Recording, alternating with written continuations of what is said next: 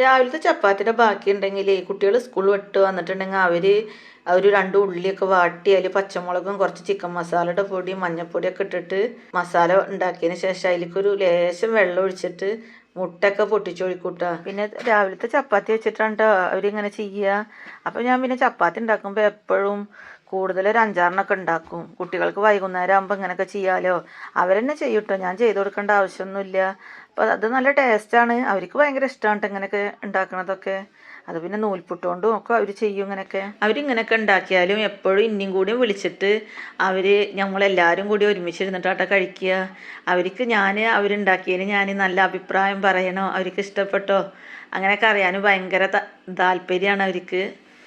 പിന്നെ കുട്ടികളെ ഇങ്ങനത്തെ ഓരോരോ തട്ടിക്കൂട്ട് വിഭവങ്ങളൊക്കെ ആയിട്ട് ഇനി വീണ്ടും വരാം. അതുവരേക്കും എല്ലാവരോടും അസ്സലാമു അലൈക്കും. അപ്പോൾ ലൈക്കും സബ്സ്ക്രൈബും മറക്കല്ലേ.